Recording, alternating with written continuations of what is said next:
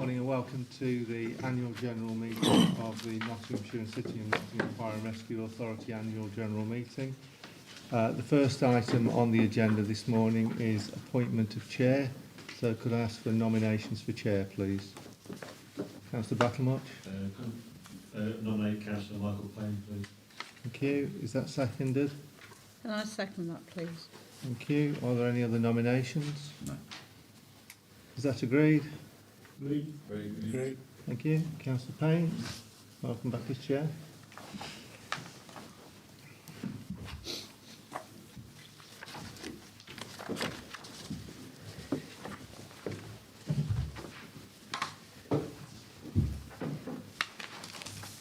Thank you for nomination, Councillor Battlemuch. Thank you for seconding me, Councillor Fielding, and thank you to everybody else in the authority for your support and continuation as chair. Welcome to the annual general meeting, Friday the 27th of May, 10:30, and thank you to the clerk for opening the meeting. Obviously, would ordinarily have been done by the outgoing vice chair of the authority, but colleagues will be aware, which I'll say a little bit more about later, that Councillor Neil is not able to be with us as he's taken on a new role at the City Council, which I'm sure everybody wishes him well for, but I'll say a little bit more about that later on in the meeting, and welcome to everybody this morning. Okay, item 2 on the agenda is appointment of the vice chair, so I will ask for nominations, please. Councillor Fielding. Can I nominate Councillor Patience Ifadora? Thank you. Seconder. Can I second Patience? Thank you, Councillor Heaton. Any other nominations? No? Okay, we'll close nominations. People happy to approve of Councillor Patience Ifadora's Vice Chair? Yeah, agreed. Congratulations, Patience. Please come join me at the front.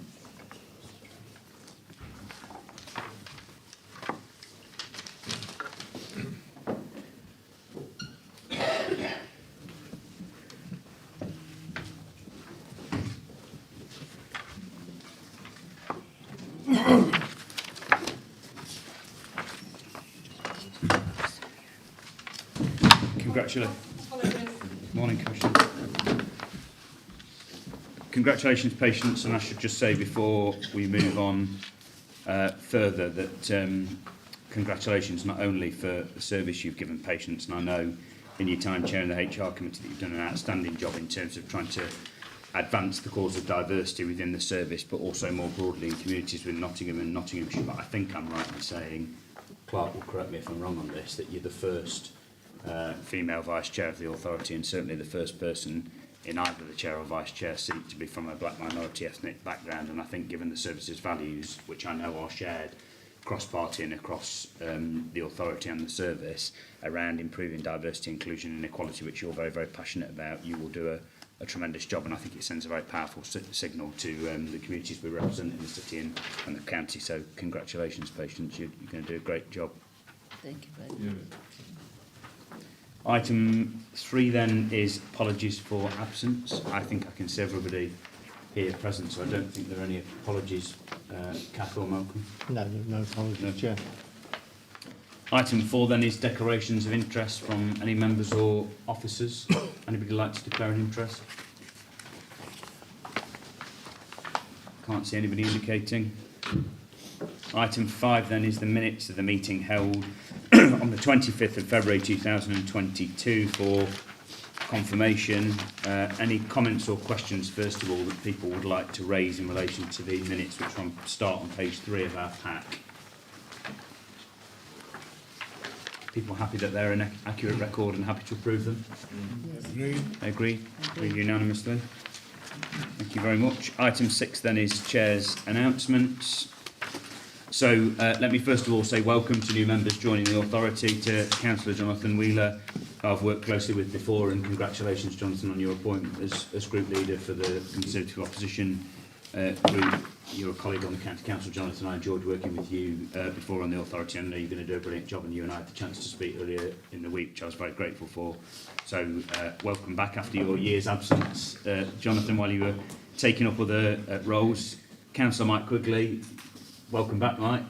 after a stint leading the way as the chair of the authority and keeping us all in order at County Hall, which you did a superb job on, and yeah, it was really nice to work with you last time, Mike. And I know you're going to do a good job for us, and particularly around the business side of things, fire safety organisation we had. You did a remarkable job there, so welcome back.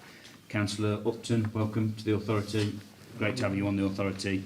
Roger, and I know you bring experience from local government as well in your professional life as well, so welcome and great for you to join us. And Councillor Dave Trimble from the City Council, welcome Dave, great to have you on board as well. Thank you to all members who have left the authority, Councillor Roger Jackson, who served for a year, but I know has served previously as well, having been on the authority before and obviously led the Conservative opposition group, and is a colleague at the County Council, and certainly in my dealings with him always played a very straight bat and was engaged, constructive and very helpful in the group leaders meetings that we've had, particularly towards the tail end of the COVID pandemic, and obviously the moving to the joint HQ amongst other projects. Wish Roger well, because he's now keeping us all in order at County Hall, following on from yourself, Councillor Quigley, so wish Roger well in his new role. To both councillors, Beth and Eddie, and Scott Carlton, Conservative County Councillors who served for a year, and I think they've both taken on new roles at the County Council, and from a personal perspective I found both Scott and Bethan to be very, very engaged and engaging, and very nice people they both are as well, so wish them both well.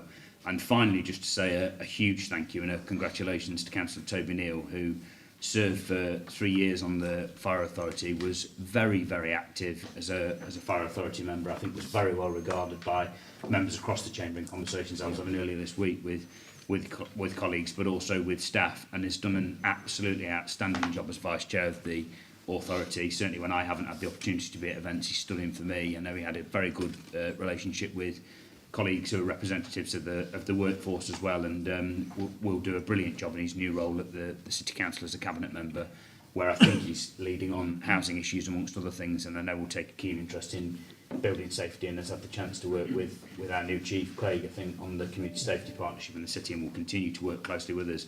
And he's indicated to me that he wants to continue to be a big supporter of the authority, so a massive thank you to Toby for the service that he's given. A note of sadness, really, that we've learned of in the last few weeks, and colleagues around the room will know him, the death of Rob Disney, who passed away following a short battle with cancer. Rob worked for Nottinghamshire County Council for 35 years and held the role of Chief Internal Auditor. He's overseen the internal audit function for All's Nottinghamshire Fire and Rescue Service for many years, and has regularly, as colleagues will know, particularly from the County Council, advised the Finance and Resources Committee, where he was extremely well respected. He certainly touched many people with his knowledge, guidance and humour. What he didn't know about audit was nobody's business. And our thoughts certainly go out to his colleagues, friends and family. I certainly was very shocked when I heard that he wasn't very well a few weeks ago from our monitoring officer at the County Council. And I know colleagues across the room will want to send our thoughts and condolences to colleagues, friends and family of Rob. Launch of the Fire Reform White Paper. Colleagues around the room, Commissioner Henry will be aware of this. The Home Office have now published the White Paper entitled Reforming Our Fire and Rescue Service, Building Professionalism, Boosting Performance and Strengthening Governance. The launch took place on the 18th of May, and Craig was there as our Chief. It outlines a proposal for the reform of fire and rescue services in England. The reform agenda, particularly that the government has set out, is looking to drive improvement in 3 areas as they have set it out. People, having well-trained and supported staff, professionalism, ensuring high levels within service, and governance, having strong and effective controls in place. There will be a further briefing about the report to all elected members on the fire reform. I will just say, there'll be an ongoing conversation about this. There's certainly a conversation taking place. I think there are some elements of the reform paper that make sense. I think there are some that maybe are slightly misguided, and let's hope the government listen in the consultation, and that it is a genuine listening exercise, and it's not just a chance to push the button on what looked like to me in the reform paper hobby horses for either ministers or civil servants. And let's hope it's a conversation with everybody, police and crime commissioners, elected members, the public, the people who work within the service, the representatives of the workforce, the communities that we serve. So I hope that the consultation is a genuine consultation and listening exercise. Congratulations. Arusa Arshid, a firefighter at West Bridgeford Fire Station, has been named winner of the Young Person Role Model Award in the Women in the Fire Service Awards 2022. This award category recognises individuals who demonstrate being excellent role models, who have engaged in and inspired conversations, actions and outcomes around equality and diversity issues, and actively embody the motto, if you can see it, you can be it. Arusa, who joined Nottinghamshire Fire and Rescue Service in 2019 as an apprentice firefighter, was also the first hijab-wearing firefighter in the UK. She was nominated by Area Manager Damien West, who described Arusa as having overcome many barriers and challenges to achieve her lifelong ambition of being a firefighter, and added her journey to succeed has inspired many other young people to chase their dreams no matter who they are. Arusa cannot be present at the awards, but Assistant Chief Fire Officer Candida Brudenell will be receiving it on her behalf at 10th of June. So on behalf of the entire authority, a massive congratulations to Arusa. She's anybody who's ever met her will know that she's a very, very inspirational person, and is really pioneering actually, and will be sending a really powerful signal to women, but in particular women from black minority ethnic backgrounds, that you can be a firefighter and you can make a difference in your local community. So massive congratulations to Arusa. And then final few points. The HMI consultation around the round 3 of the inspections, HMIC have now launched a consultation on their proposed inspection programme for fire and rescue services in 2023-24, while after the second full round of inspections it was inspected that HMIC would move towards shorter but more in-depth inspections of specific areas, e.g. prevention. It now appears that they will continue to fully inspect all areas of each service, as they have done obviously recently with us, and we're awaiting our full report, which we're expecting in July. The consultation asked 9 questions about how they should inspect services, for example, areas to focus on, and the consultation is open until the 6th of June, and our corporate support team are coordinating our response. The third round of inspections officially starts in spring next year, and if we remain in tranche 2, this will mean our inspection is in autumn 2023. It does feel a bit like we're in constant inspection. You'll be familiar with this, Caroline. It does feel like we're in constant inspection on a hamster wheel at the moment, but fingers crossed for a good report, because we will get our report, of course, from our last inspection in July, so fingers crossed for improvement, which I know people have worked really hard towards. And finally, Chair's announcements. There will be a members' seminar on Friday the 10th of June from 9:30 at Sherwood Lodge, the new joint HQ, and an electronic invitation has been sent out, so please do join in as members at the members' seminar. Anything anybody would like to raise in relation to the Chair's announcements? Councillor Hollis. Yeah, I've got one thing to thank you for some of the announcements. First, we just Malcolm announced the Ra Smile about the 10th of June. You might be aware, of any cricket fans, that's the test match at Trent Bridge, so some of us might be there, but I was hoping we might be able to attend another day for the seminar. I'm conscious that I think even for existing members it's good to attend the seminars. Point well made, and we'll pick it up outside of the meeting, and we'll see what we can do about that, Tom, but thanks for raising it. Or you could zoom in from Trent Bridge Possibly. You want to give it your full attention this time. on your AirPods Pro or whatever it is. Anything else people want to raise on Chair's announcements? I can, Jonathan, yeah. Chair, just to echo your points and thanking Councillor Toby Neal for all that he did. I know we said that he was, I was on the authority before. He was very fair in how he did things, and really the way he represented the authority was fantastic. Even on the fire training company that myself and Mike were on, what he brought forward, that was fantastic. And to echo our thanks to all the members that won before, and especially your thoughts about Rob Disney, who was obviously a colleague of ours at the County Council. It really sudden how he went, and Rob was someone who would, like you say, make audits interesting, which is sometimes hard to do, and something that we're no there, but I know when I was on governance and ethics at the county, the way he brought it to life sometimes actually made it more engaging, and I know it'd be sorely missed, so thank you for that. Thank you, Jonathan. Anybody else? No? Okay, item 7 then is membership of the authority, appointments to committees and boards, and dates of future meetings. So I'm going to ask the clerk to just talk us through the actionable points in terms of this report, but perhaps also any of the salient points. I know people have read the report, so I'll hand over to you, Malcolm. Thank you, Chair. This report comes to you on an annual basis and asks you, first of all, to note the appointments from the 2 constituent authorities, the City Council and the County Council, alongside the Police and Crime Commissioner as members of the authority. It asks you to approve the committee structure and the dates of meetings for the coming municipal year. It asks that you agree the nominations to the individual committees, and for some of those committees that we appoint the chairs at this meeting, and also asks for appointments to the Strategic Inclusion Board and the Pensions Board. And for the Pensions Board, we will also need to appoint a replacement member as a substitute for Councillor Neil, who is no longer on the authority. So, with your indulgence, Chair, I have received nominations from each of the group leaders. If I could go through the individual committees, and if you could confirm that what I have recorded is correct, please, I would be grateful. So, first of all, for Policy and Strategy Committee, I have Councillor Payne, Councillor Fielding and Councillor Ifiadora from the Labour Group. I have Councillor Wheeler and Councillor Quigley from the Conservative Group, and Councillor Zadrozny from the Independent Alliance. The Chair of the Policy and Strategy Committee is the Chair of the authority, so that will be Councillor Payne. Is that correct? Thank you. For the HR Committee, I have from the Labour Group Councillor Trimble, Councillor Ifiadora and Councillor Gul Khan.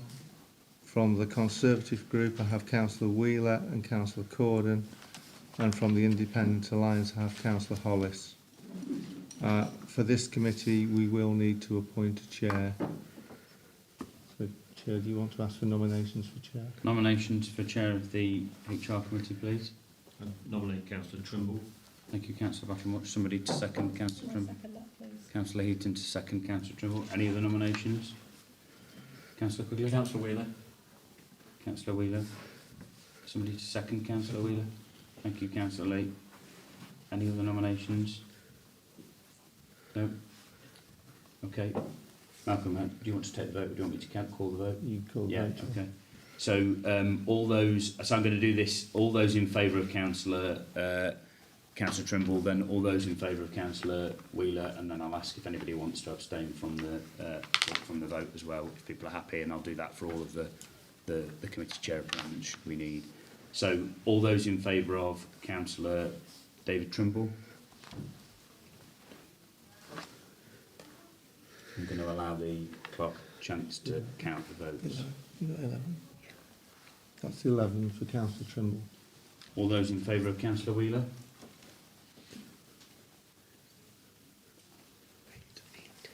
That's 8 for Councillor Wheeler. Thank you very much. So, Councillor Trimble, duly elected by the authority to chair the HR committee. Congratulations, Councillor Trimble. I'll allow the clerk to carry on. So the next committee then is Community Safety. For the Labour Group, I have Councillor Heaton, Councillor Rain and Councillor Trimble. For the Conservative Group, I have Councillor Corden and Councillor Upton. And for the Independent Alliance, I have Councillor Zadrozny. And yet again, we'll need to appoint the chair. Nominations for chair of the Community Safety Committee.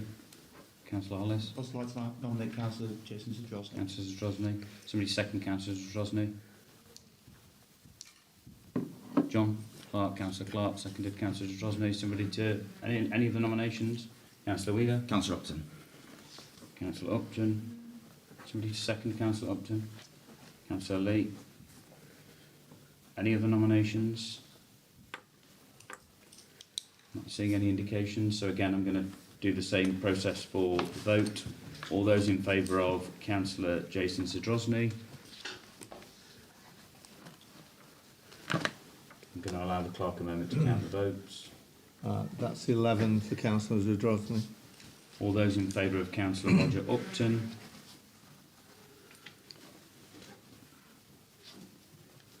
That's 8 for Councillor Upton. Thank you very much, colleagues. Congratulations to Councillor Jason Zadrozny being elected to chair the Community Safety Committee. I'll let the clerk carry on.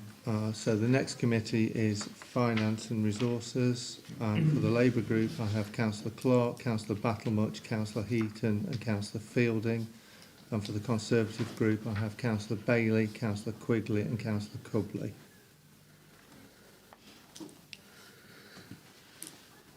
and we need to appoint the chair again. Okay, I'm going to open nominations for Chair of the Finance and Resources Committee. Councillor Battlemuch. Nominate Councillor John Clark. Nomination for Councillor John Clark, seconded by Councillor Heaton. Any other nominations? Councillor Bailey.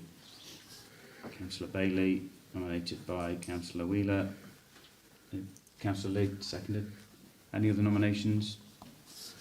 We'll follow the same process again. All those in favour of Councillor John Clark?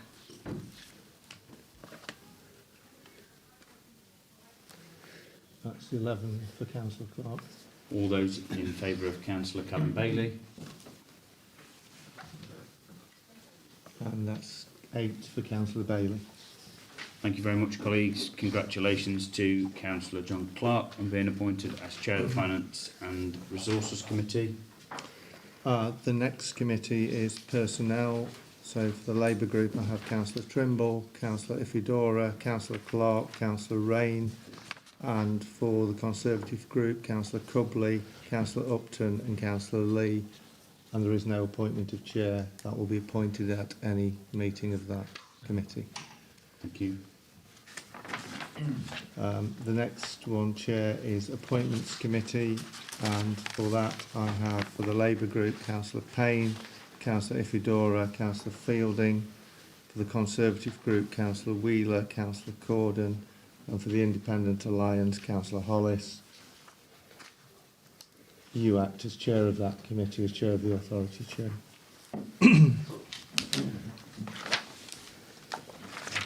The next board is Strategic Inclusion Board, and for that, for the Labour group, I have Councillor Payne, Councillor Ifidora and Councillor Heaton.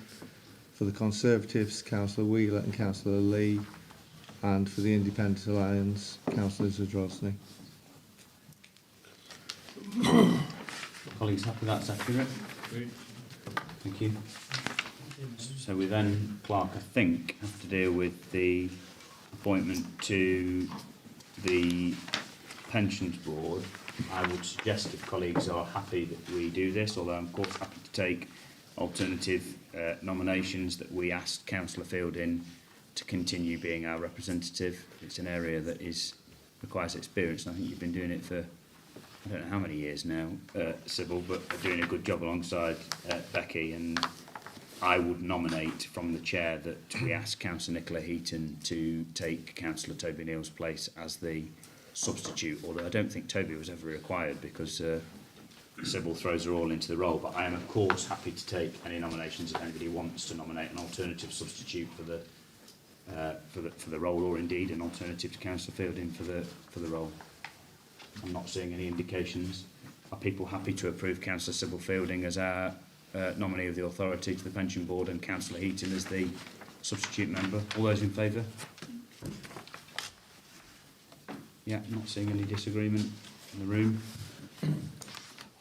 And I'll ask the clerk if that deals with all the matters in relation to the report, or is there anything else you need to deal with? The only other item, Chair, is the officer appointments to the Pensions Board. Previously it was the Chief Fire Officer in his role as Deputy Chief Fire Officer. The proposal now is that the Assistant Chief Fire Officer Michael Sharman takes the role. I'm certainly happy to propose that from the chair. Patience, you happy to second? Yes. Any alternative suggestions from the floor? People happy to approve that? Agreed? Thank you very much, colleagues. Anything else, Clark, we need to deal with in relation to that report? Just to approve the dates of the meetings, Chair. Can I suggest that we approve the outline dates that are on page, I think, 20 and 21 of our agenda pack, unless anybody would like to raise any issues at this point?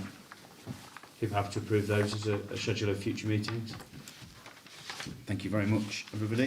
Thank you very much to Malcolm for the work that goes into preparing the report. I know these things aren't easy, so very much appreciated, Malcolm, and other colleagues who are involved in the preparatory work.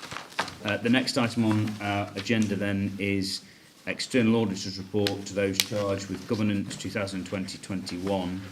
I think Becky's going to introduce this report, and I think, Neil, hopefully you can hear us.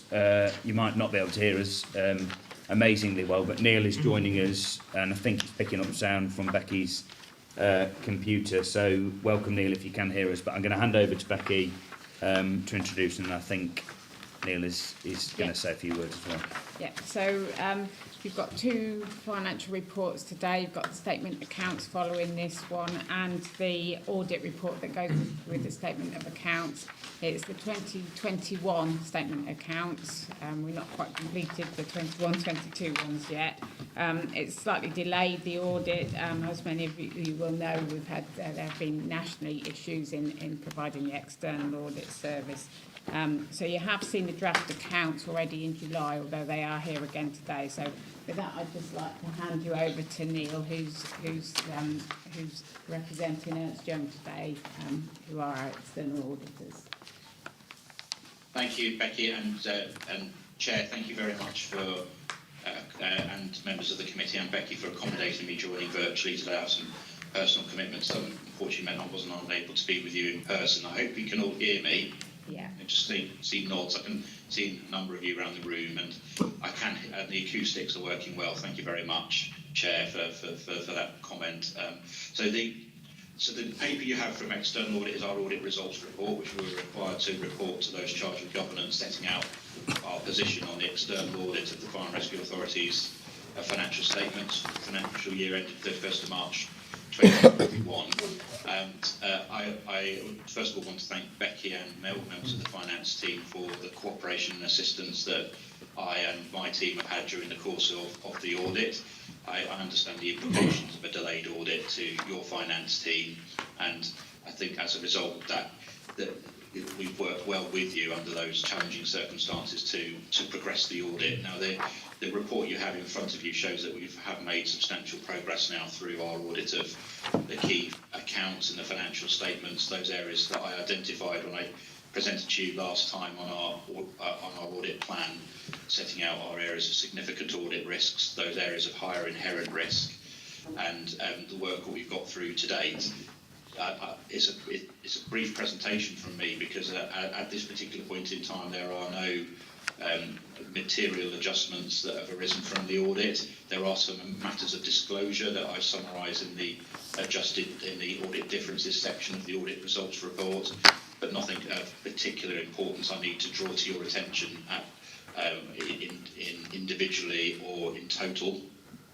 We do have an Appendix B to the audit results report, areas of our audit procedures, particularly on the valuation of assets, that we are just in the process of concluding at the moment, and thereafter going through final documentation quality review processes on our side to enable the work on the audit of the accounts to conclude.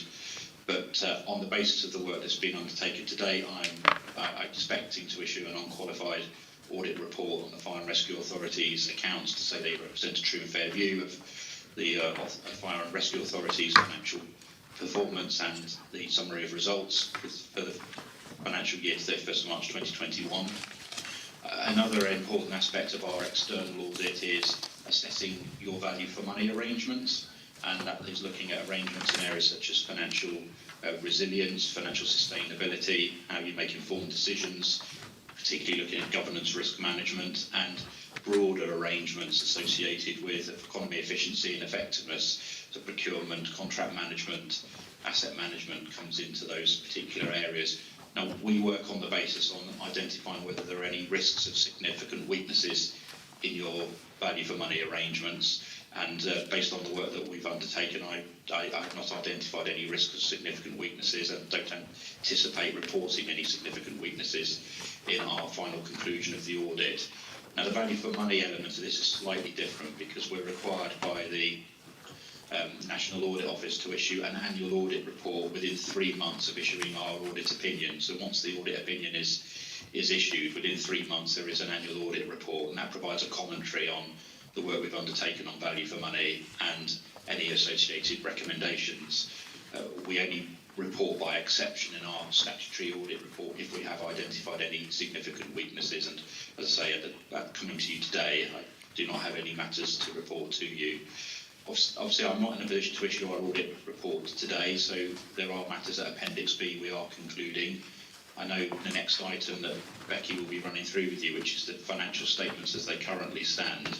provides a recommended delegation, which is that if there are no further matters that arise from the date of this meeting that are not material in nature, then I would support a delegation to enable those accounts to be signed off at the point when we will conclude.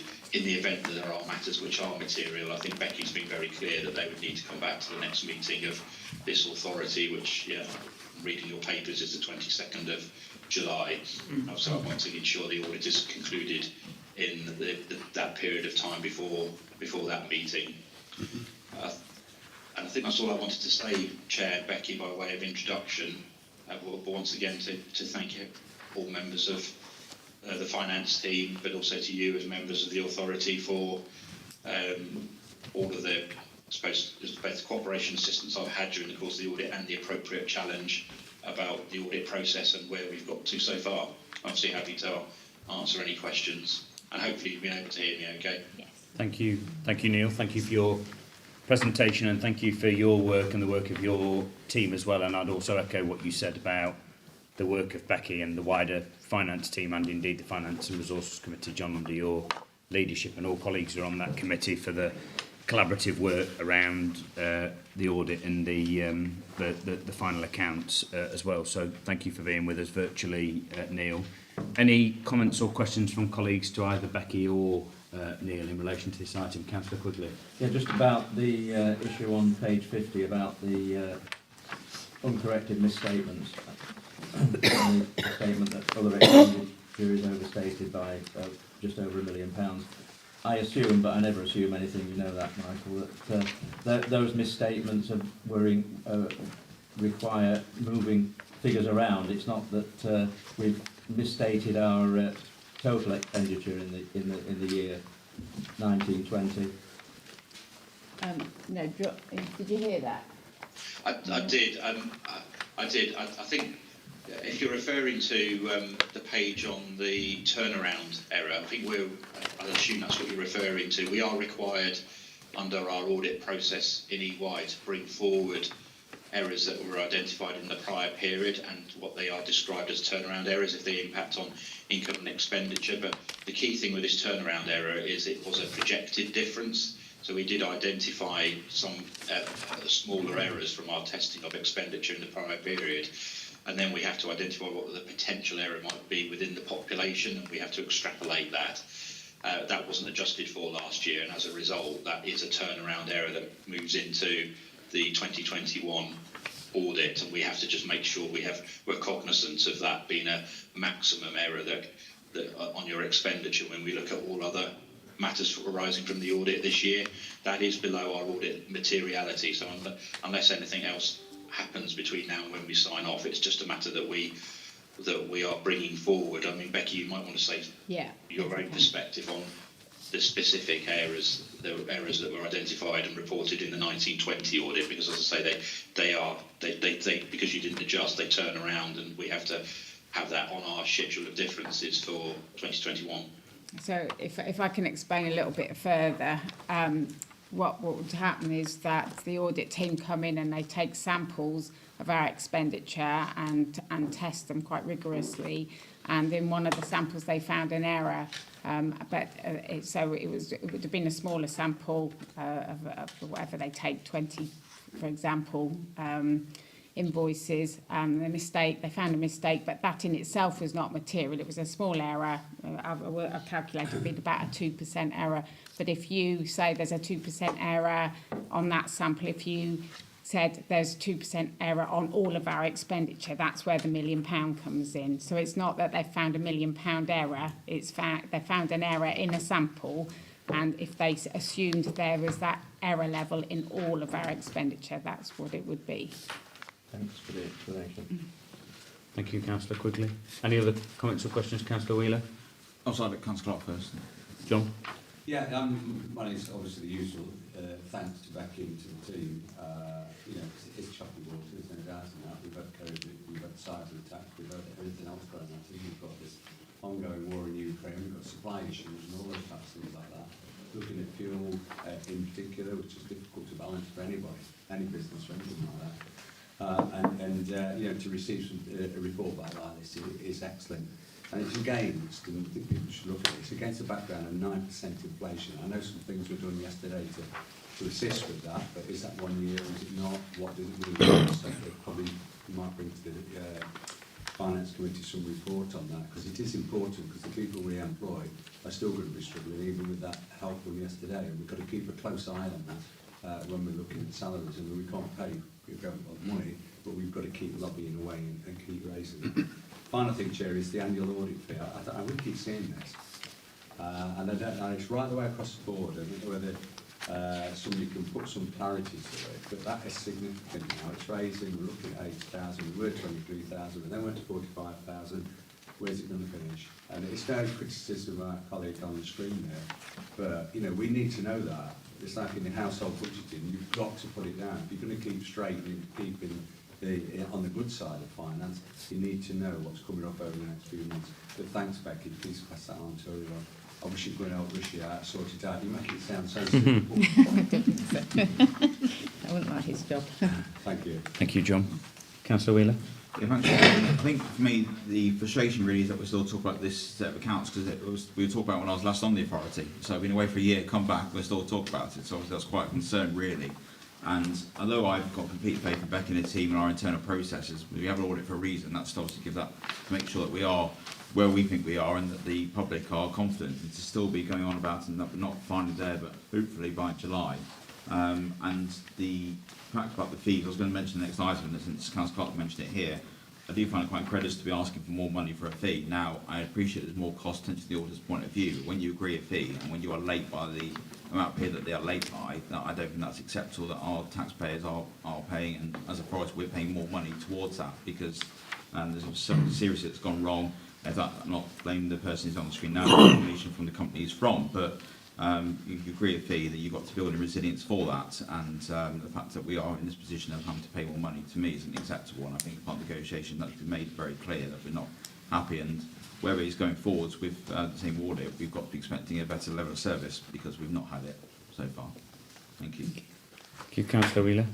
You've been away for a year, but I think if you've been sat here, you'd probably have heard the exact same representation made by several people around the room several times, and I've certainly made representations directly, not just to colleagues at auditors, but also nationally, because as John says, this is a much broader national issue in terms of public sector audit, and it's an issue that frankly the government have got to get a grip on as well, and have got a role on, and I don't quite know what the answer is, but share your frustration. Councillor Lee. Chairman, thank you.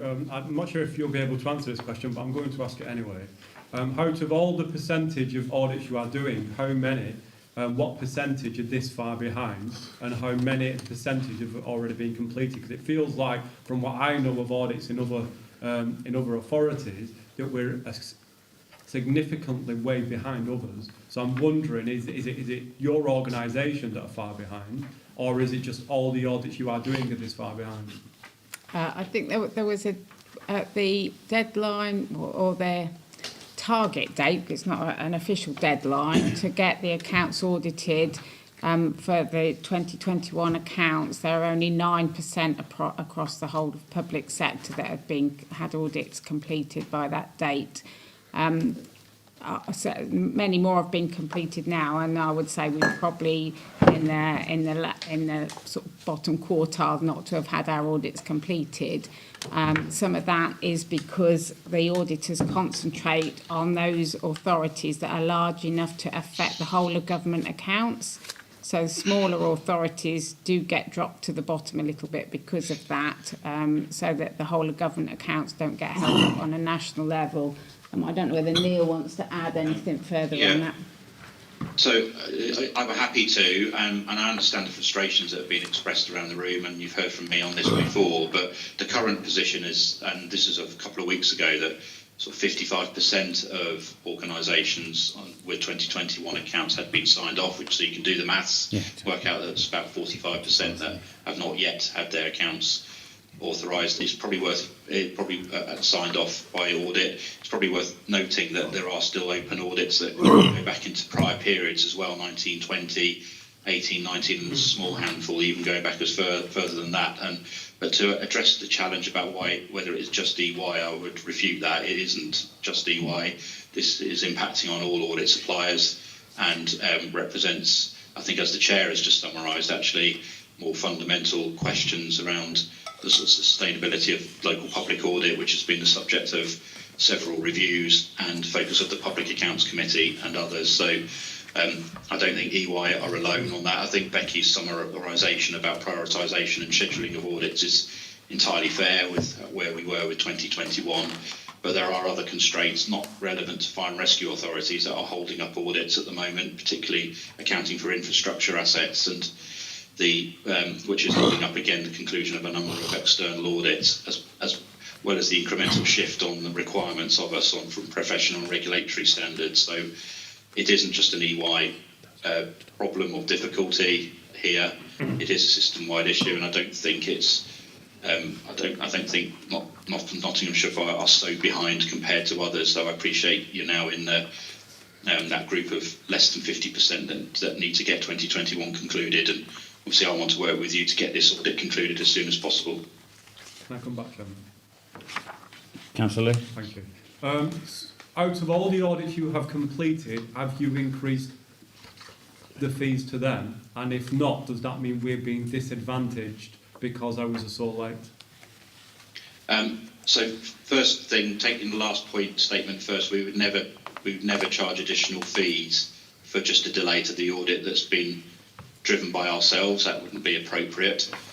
Clearly, if there have been additional factors that are outside of our control that have led to a delay to the audit, and poor working papers or difficulties we've experienced on areas and adjustments and complexities, I think certainly is legitimate to be charging additional fees.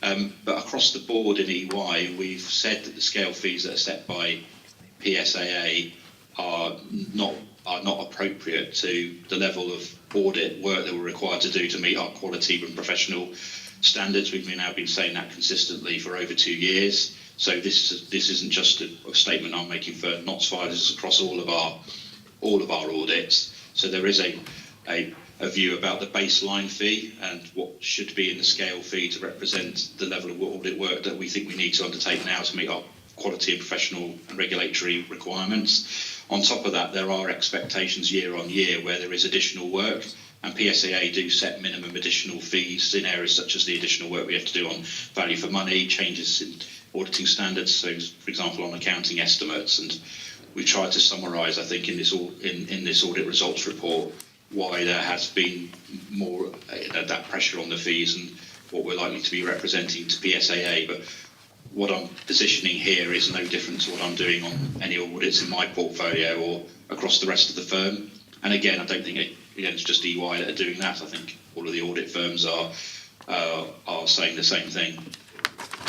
Thank you, Neil.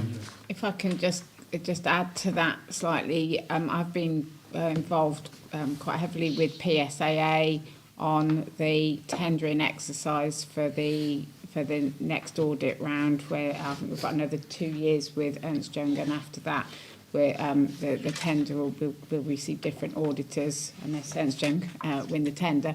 So I have been in negotiation with them about fees a bit. I've been working very closely with them, so Thank you. on your behalf. Any other comments or questions? No. Thank you, Neil, for your presentation and for being with us and for setting the record straight. I certainly don't hold a candle for Ernst & Young, but I think you're right to point out some of the factual truth about this. And whilst the fee is so frustrating, you are right to point out that we are by no means, singled out here. I'll spell it out for you. 45% of audits haven't been completed, so we are not one of the worst, and I don't think we should allow that to be circulated as a view, because it's not true. And there's a wider issue here about public sector audit, and that's something, frankly, the government's got to get to grips with, because otherwise this problem is just going to roll on year after year. I will move the recommendation on page 26 of the report, which is that we note the contents of the draft external auditors ISA 260 report attached as Appendix A. Somebody happy to second? John, happy to second? Colleagues happy to approve the recommendation? Thank you very much. Thank you, Neil, for your time. Thank you, Becky. Item 9 then on the agenda is final accounts 2020-21. Becky's going to introduce this report.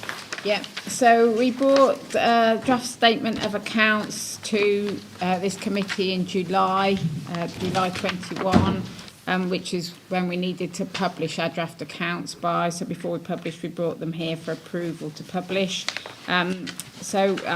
These accounts are very similar to those, except that we've made the differences, applied the differences from the audit report that we've just considered. These were mostly disclosures. There was one amendment to the figures in one of the notes in note 37, but it was just the difference between the different categories. The total sum was the same. So the differences are very minor. I just wanted to bring it to you today. So this is where it stands, and we're asking for you to note these accounts, and also to delegate to myself in consultation with the chair to approve the final accounts once the audit is complete. Obviously, as Neil alluded to, if there are any significant changes of a material nature, they will come back to this committee. So if anybody's got any questions, I wasn't going to go through them in detail since we've seen them already in July. Thank you, Becky. Yes, she gave a helpful, comprehensive, as John said, report in July that helped talk through what is a quite complicated set of accounts. Very much appreciated. Obviously, if people want me to go through, I can, but it's I just assume that maybe. Seeing any requests. Any questions, though, for Becky? Recommendations, then, we note the audited statement of accounts 2020-21 attached to Appendix A in our agenda pack, and that we also delegate to the Treasurer in consultation with the Chair of the Fire Authority to approve the final audited accounts, subject to there being no further changes of a material nature. Obviously, if they are, they will come back here.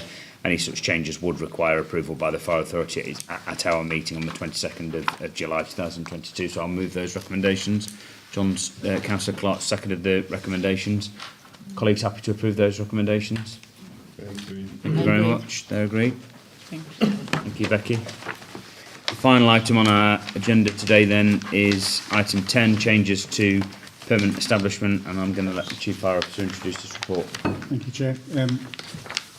Report's fairly straightforward, members, really, as part of the Constitution as it currently stands. Recommendations that are supported by the HR Committee need to come to full Fire Authority for approval, and there's 5 recommendations: the establishment of certain posts, disestablishment of one, and creation of another due to some changes, and those are the recommendations we're seeking support. Happy to take any further questions, Chair, but the report's fairly brief on what we're asking for members. Thank you very much, Craig, and as you say, these have been through the due process in terms of the HR Committee, so unless there are any comments or questions, Councillor Quigley. Yeah, just a point on the fire hydrant role.